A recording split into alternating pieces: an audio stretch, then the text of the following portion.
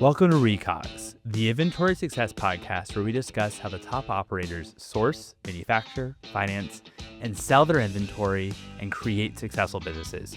I'm your host, Mike Gelb. I'm the community manager here at Manufacturers, also called MFD.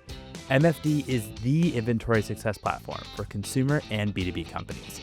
When we say inventory success, we mean that we help SMBs manufacture, finance, distribute their products across 20 categories. If you're looking for help reducing your COGS, or you're looking for inventory financing help or selling in new channels, we're happy to see if we can help you at manufactured.com. So let's say you're a brand or have an audience and you want to start a merchandise program, but you don't know where to begin. Or you already have product lines, but you don't know where to expand to. Well, that's where our conversation takes us today. I'm delighted to be joined by Tricia Srinivasan, who is the founder of Modern Brands. Modern Brands partners with mid-sized brands that build products and they consult on branding, merchandising strategy, supply chain build-out, and finance. We're focusing this conversation on their Not Merch program. Not Merch program helps individuals or companies that are looking for unique ways to sell and connect with their audience.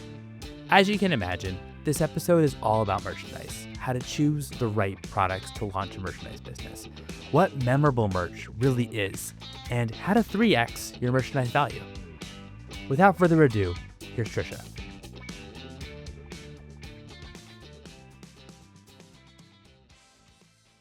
Tricia, thank you so much for joining me. How are you? I'm good. How are you?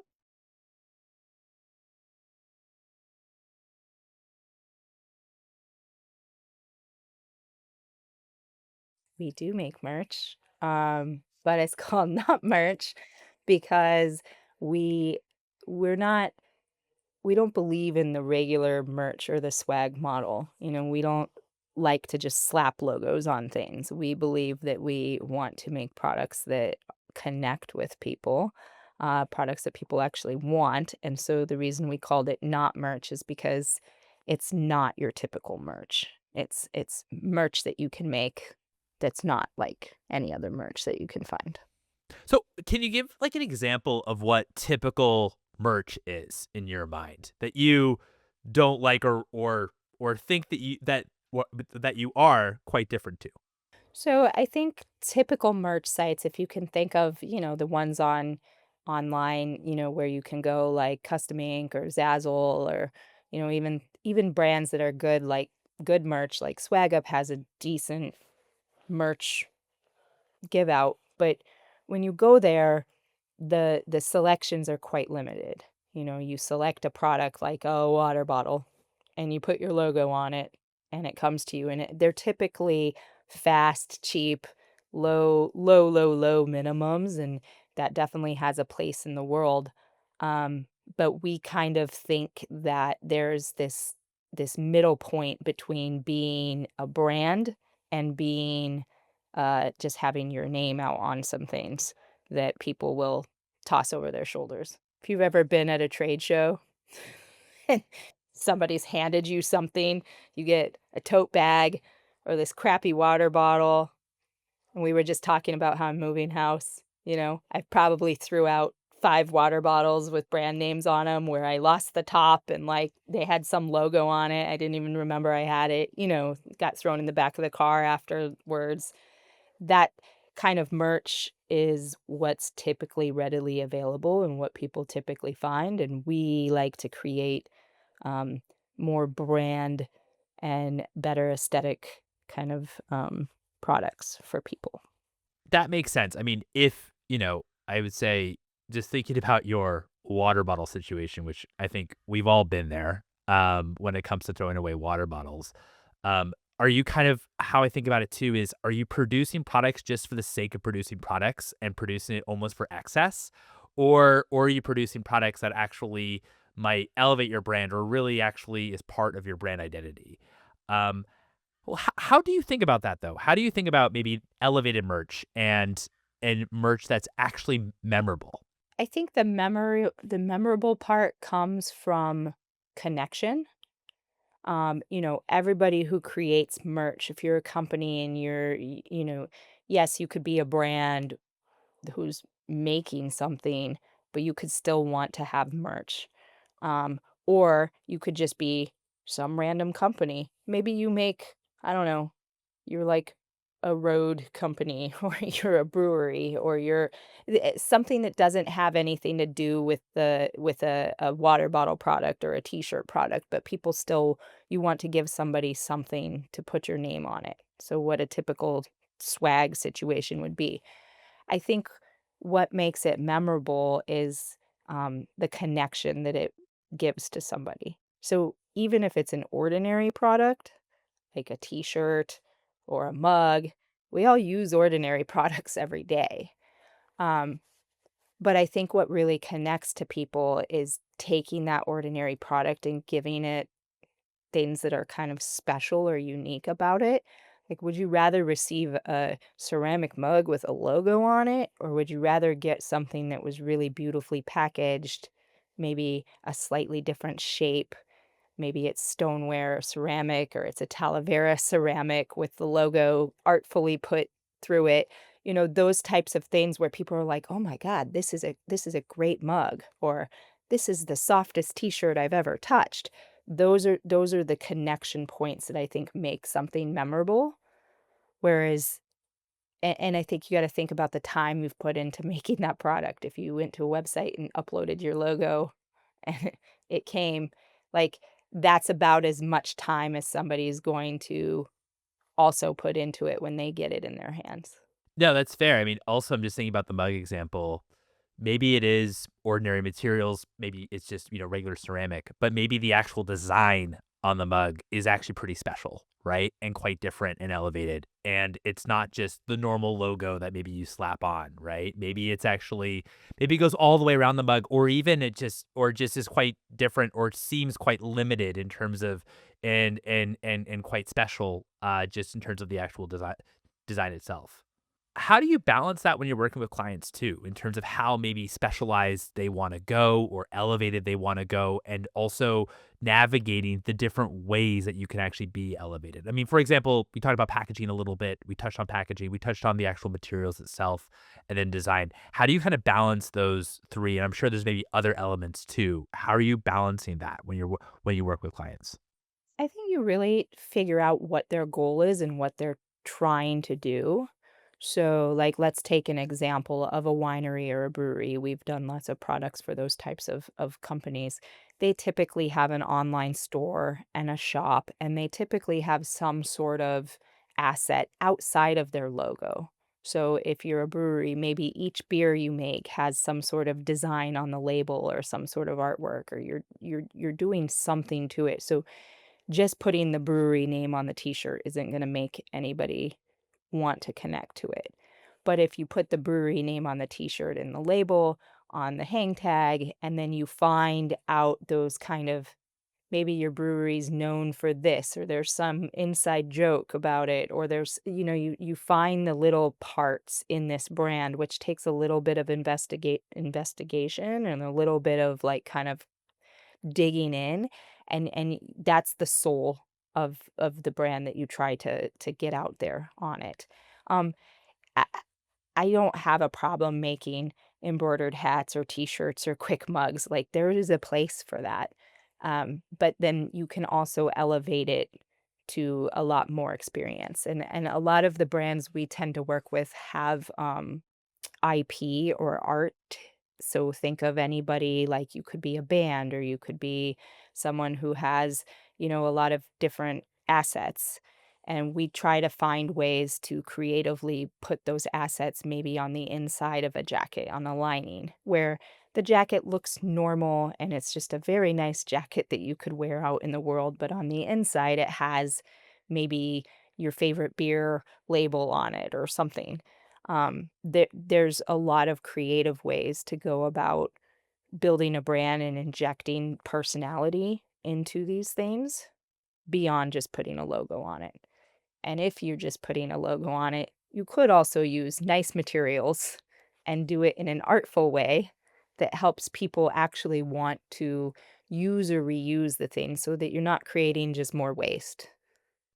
Totally. No, that makes a ton of sense. But what if you're a company And because I remember you said it really starts with what you're trying to accomplish. What if a company comes to you and says, Trisha, I have no idea what I want to accomplish, but I do want to create a merchandise line or something to do with merchandise as an additional revenue stream or even as a way to get back. I guess that maybe you're starting to think about the reason why. But my point is, what questions should a company be asking themselves when it comes to even launching with the right product and thinking about what they actually want to do? I think it kinda depends on, A, what kinda company you are and your goals, but let's take one that is like, say you're a creator or an influencer. You have a big audience. Um, First of all, what are you doing? What are you talking about? That's number 1, but I think a lot of those types of brands specifically think, "Oh, well, we have so many people. We have m millions of followers." You really need to dig into who those followers are. So, for example, say you're a swimsuit model and you have millions of followers.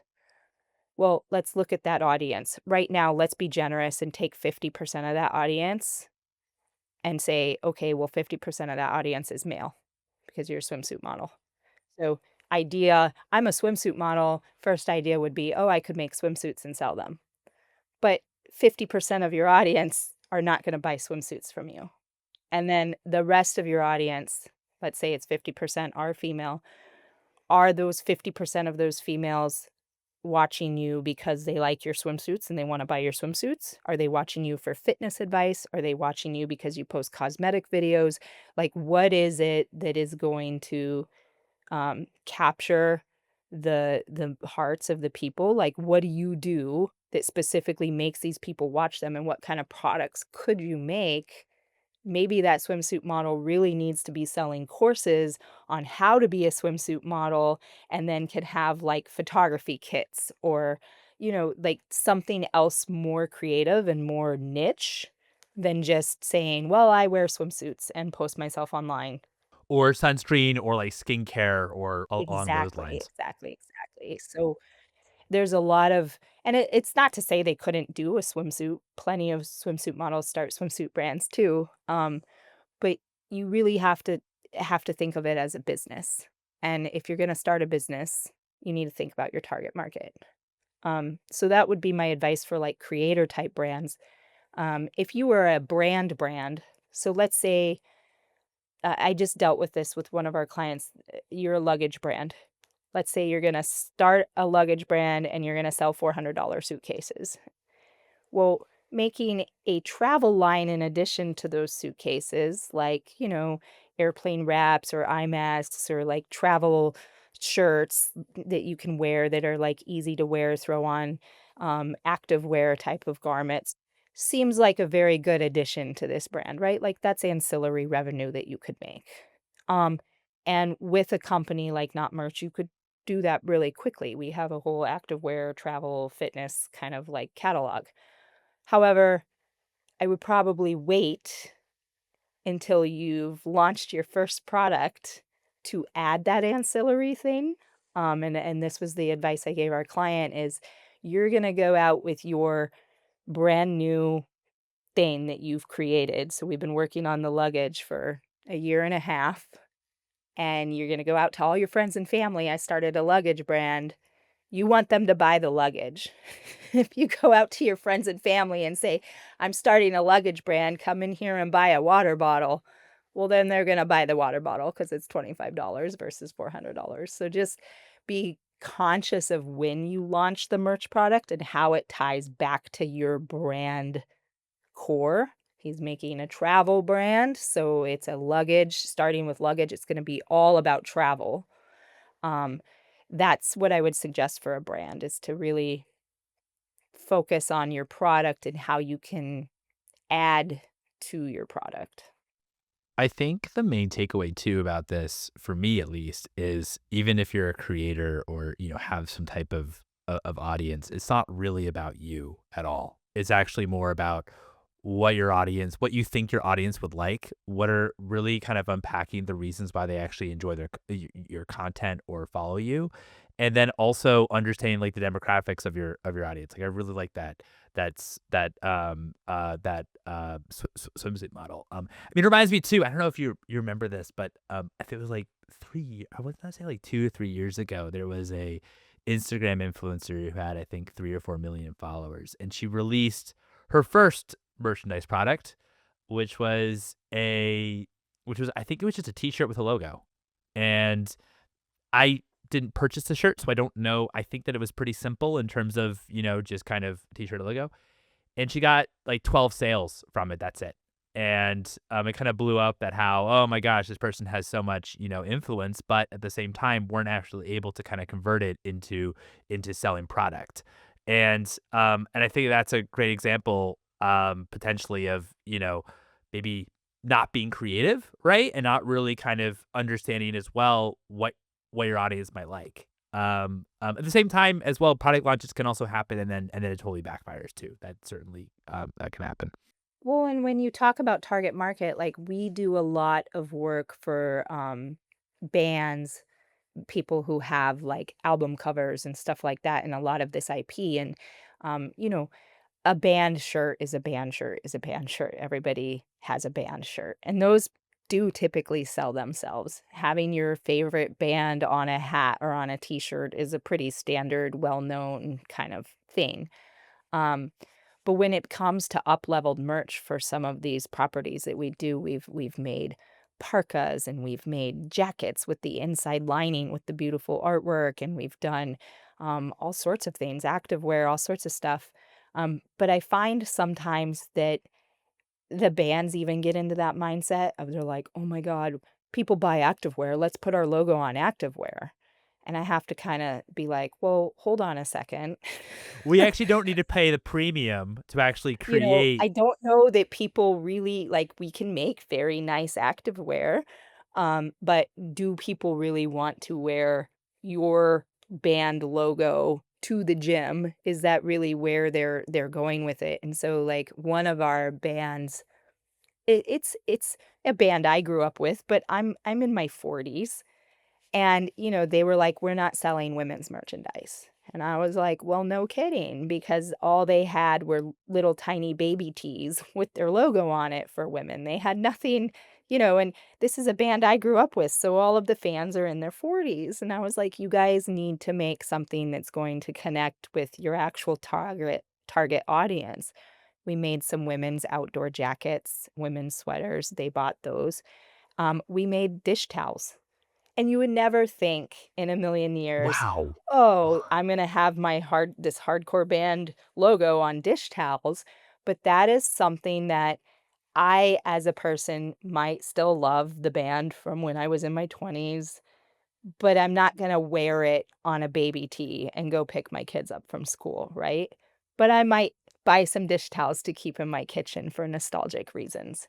We sold out of the dish towels 3 or 4 times. Wow. And so this is where I'm like, the band really, they did push to have leggings and sports bras and stuff like that, but they didn't sell. But the dish towel sold. And that's where it's really like, who is your target market? Why would somebody who is a woman who likes a hardcore band buy dish towels over a sports bra? Well, there's a lot of reasons. So it's just thinking about who the target market is. That's wild. That's wild that that was what the that is what the that's what actually, did really well in terms of actually selling, the dish Yeah, it's towels. one of the products that did really well, and Yeah. I think what it showed us is we could go further into the home category. They sell blankets, they sell pillows, they sell candles, those types of things, because those are things that you can have in your personal space that are nostalgic and that connect to your love for this band that can be really nice, but don't necessarily need to be put on parade or display. I don't know as a 40-year-old woman if you really want to wear an album cover on a sports bra as you go to the gym. You're typically gonna be going to the gym in something black and, like, getting your workout in and going like, you don't really go out there wanting to draw attention to yourself with your band. And that's just something that, like, unless you really think about who's gonna use your product and who it is, that you can't really.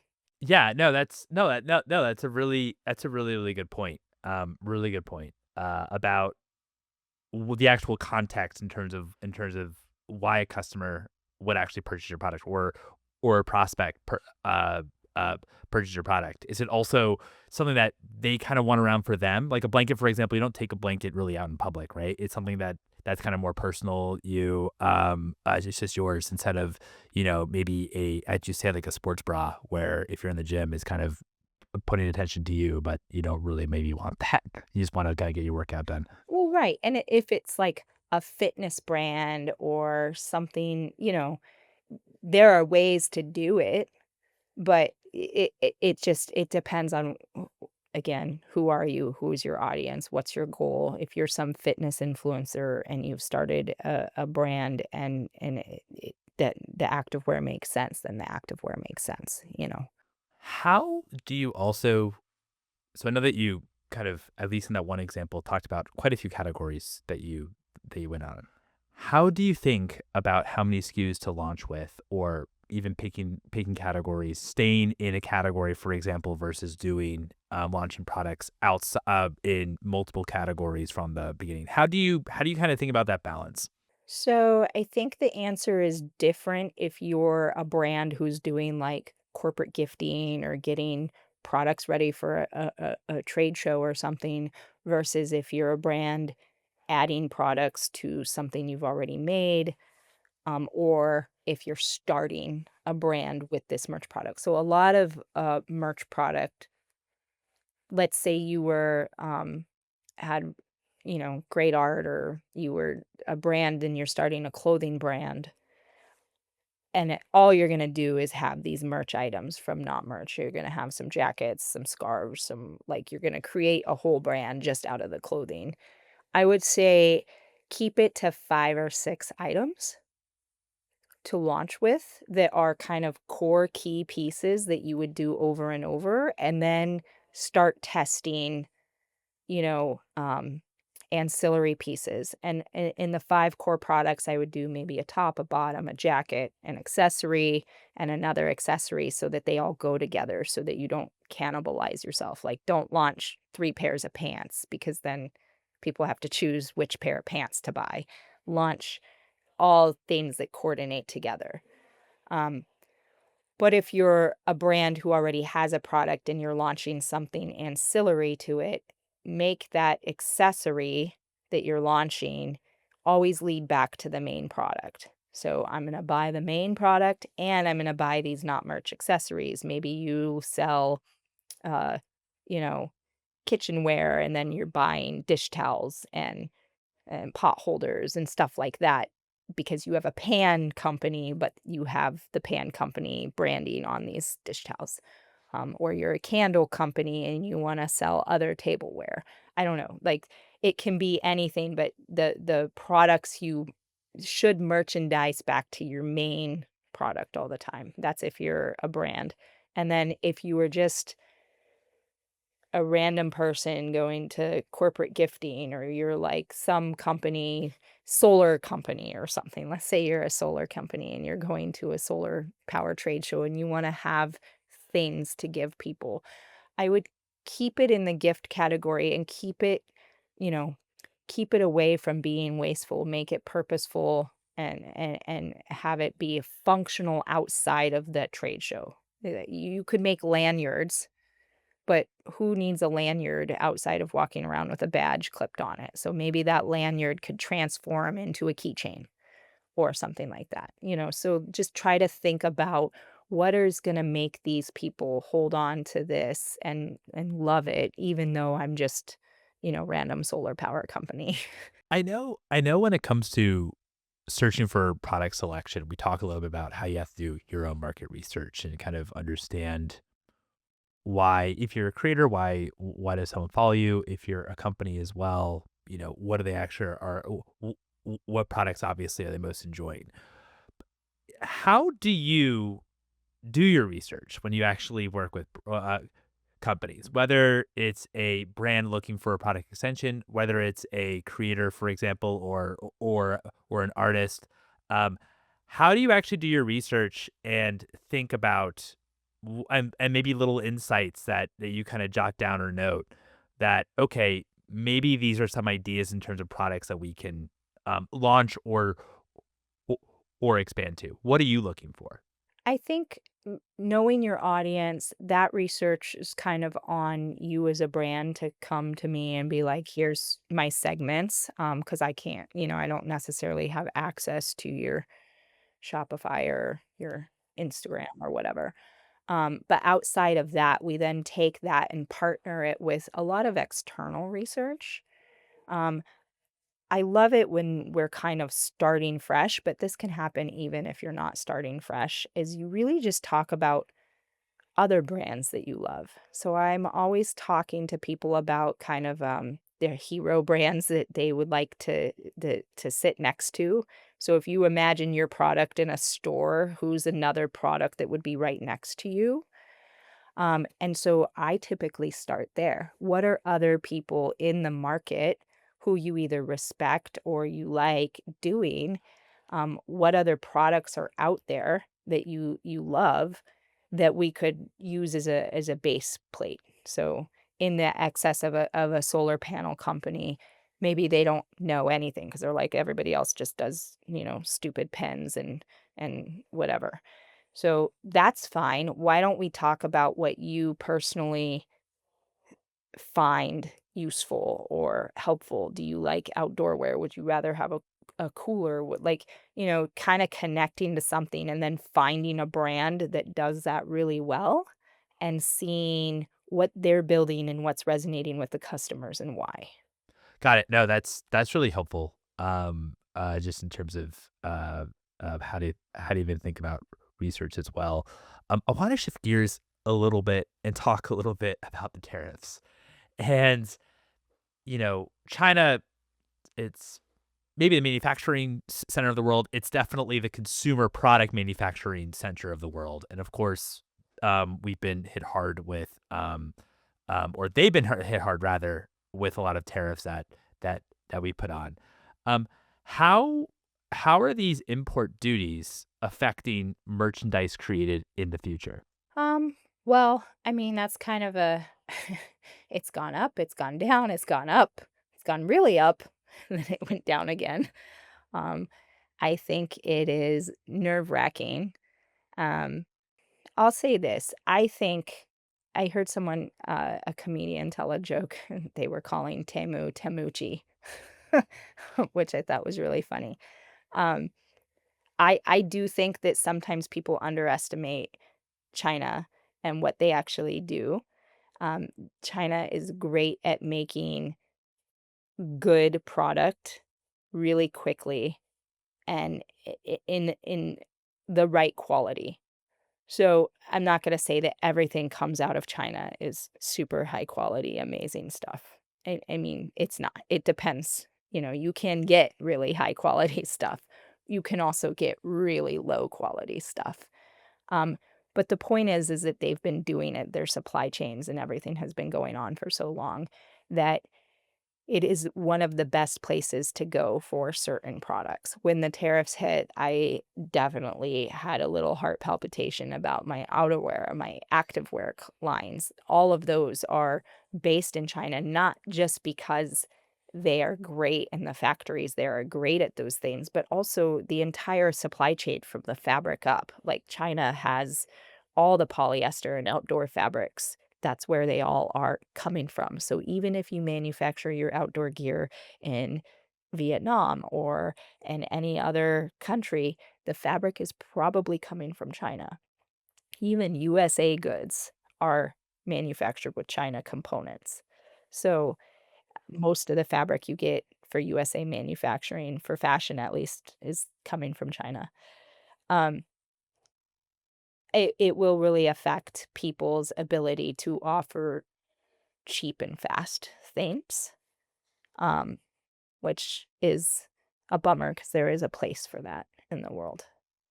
What I do think is interesting about it, though, is that for our company specifically, there are other places that make goods that are similar to, like, let's say we were making paper journals in China. We can also make paper journals in India. The differences in them are, is this a paper journal that's on Temu, or is this a paper journal that's, like, in world market? So think of the 2 different kinds. They're not that far apart, but the world market one costs more, but it doesn't just cost more at the factory level. It might cost a little bit more in India, maybe takes a little bit longer to ship, maybe not as many options, but the perceived value in the market here is different, if that makes sense. Yes, totally, totally. And and in terms of also perceived value as well as maybe how you also price the product, that certainly is different. How are you? And I know that this is very very early. We're still in the very early innings when it comes to these tariff moves. But how do you think about? I know that you mentioned India, and I really do appreciate that example. But how do you think about which countries are also or other countries that are set up for maybe full package products? I'd imagine it also depends on the category, but how are you advising companies to set up their supply chains or think about supply chains in going outside of China? What are you thinking that will be that you'll still be being reliant on China for example? I know you mentioned earlier how still a number, and we've had on a couple um, founders that do the manufacturing or the manufacturing here in the states, or rather putting the product together, but they source the raw materials still from China. So how are you thinking about kind of unwinding this your supply chains back from China if you need to?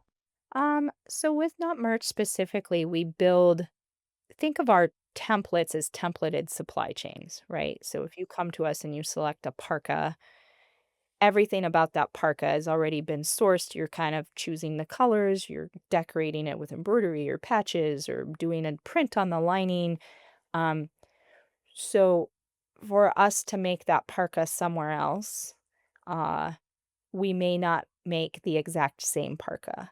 What I've kind of done in our approach for Not Merch is I don't, first of all, I don't feel like it's fair to just bail on all of our vendors in China who are making things, because typically full package product is made mostly in China. Um, and for most of our supply chains, we've already had stuff in Turkey and Pakistan and India that we already offer. Um, but a lot of those things still rely on China importing zipper pulls, for instance. And that's what is good about our templates, is that it's a templated supply chain. You don't have to worry about that. You just come and order them from us, and we take care of all that back end stuff.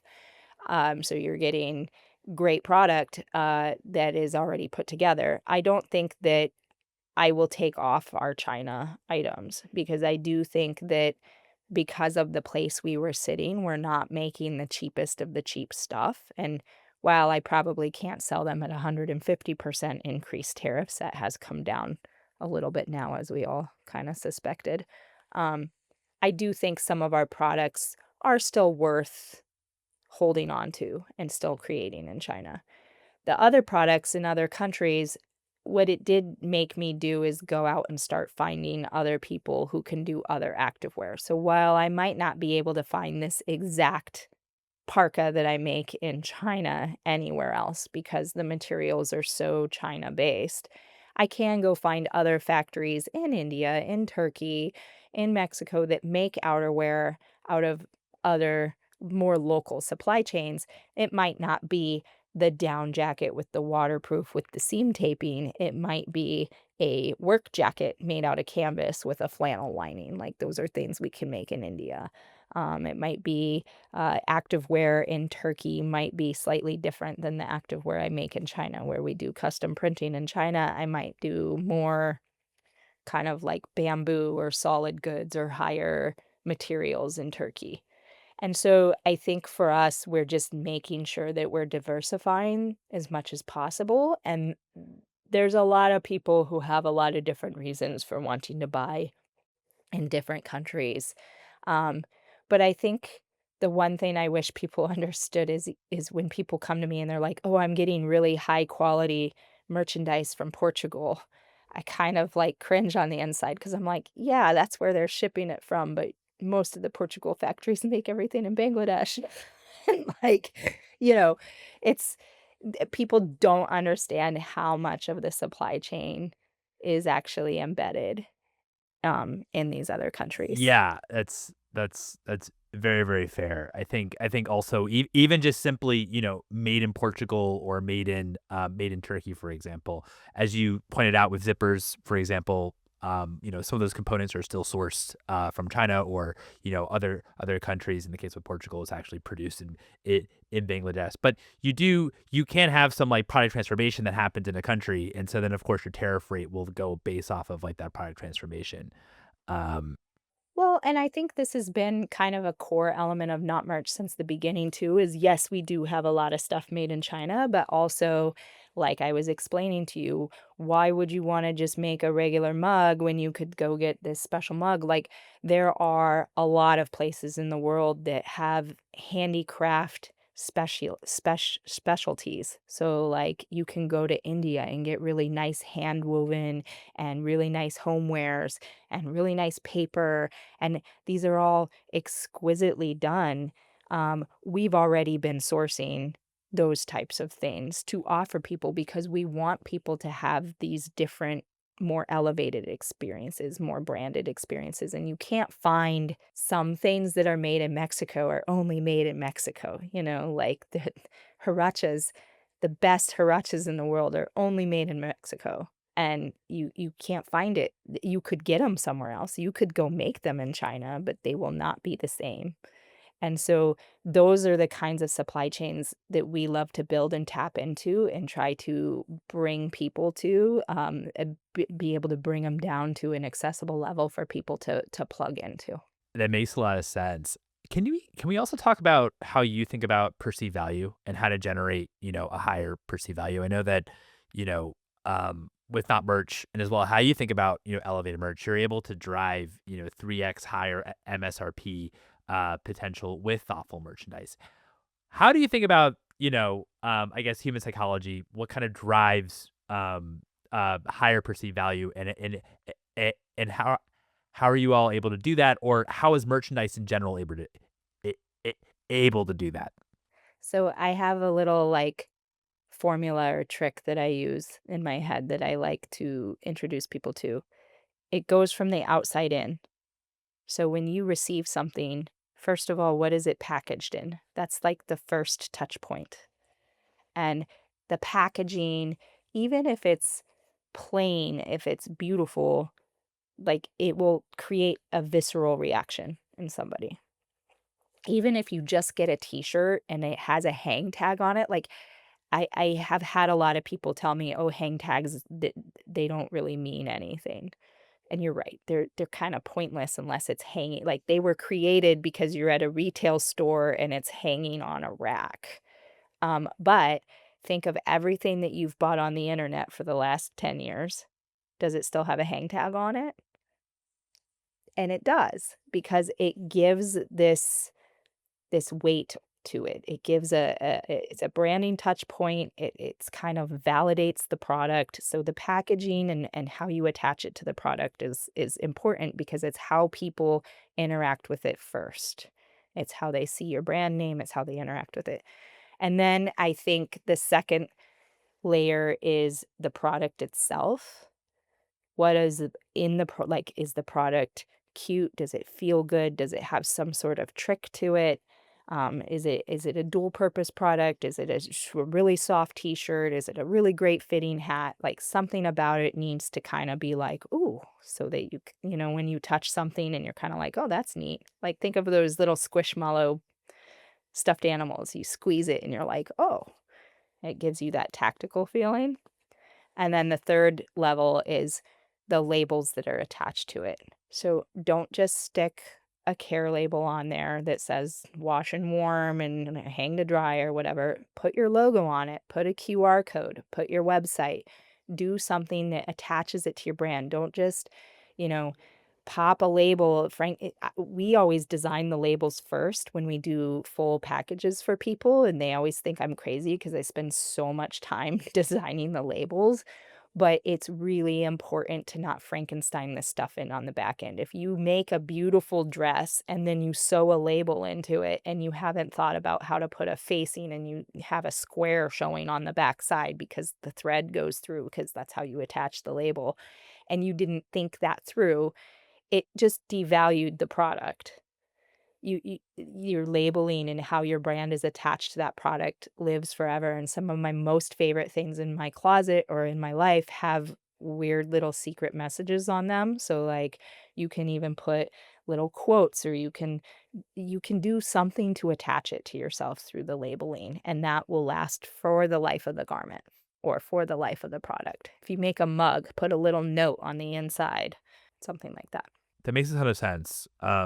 The importance of packaging. I mean, this I know it has nothing to do with maybe soft goods or also mugs, but it just reminds me too of just Steve Jobs and about how crazy he was about making sure that everything the packaging was perfect. And how when you actually pull out like a Mac or you pull out like an iPhone, that it really felt like an experience, something new. So, and how that can really elevate value. That's really interesting. Apart from sales, and maybe sales is the answer here, but what are the essential KPIs successful brands should track in order to gauge the effectiveness of a merchandise strategy?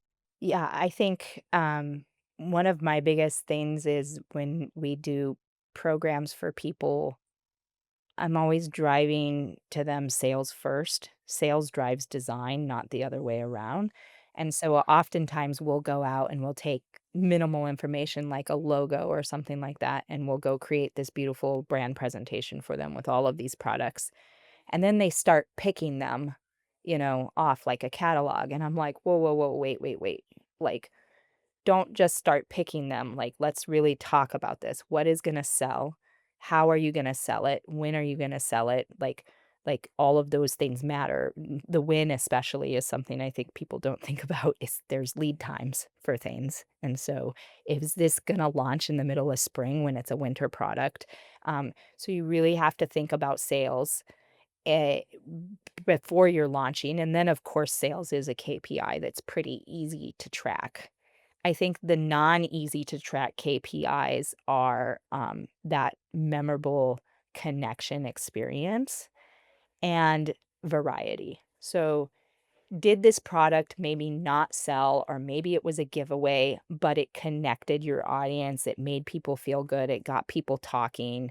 Did people come in and tell you, are you getting good reviews? Even if it wasn't the best seller, did it do something for you in that kind of amorphous way?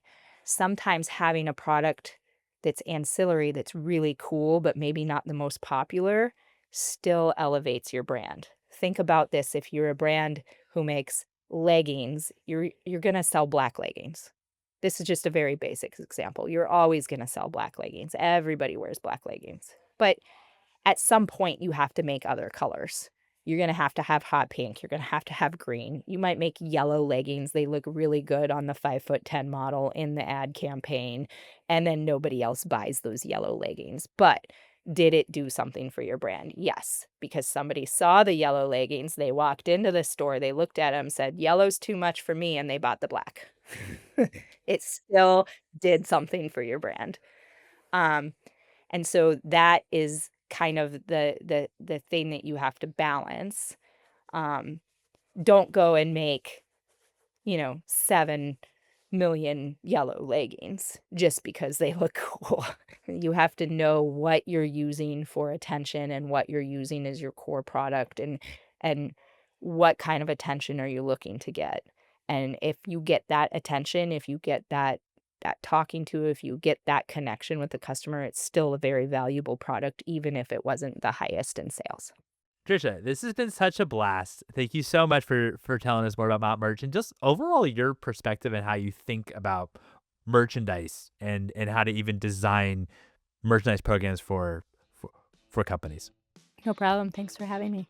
And there you have it. It was terrific having Tricia on the podcast. Please check out Not Merch at notmerch.com to learn more about their program. Thank you for listening to Recox, your inventory success podcast, brought to you by Manufactured or MFD.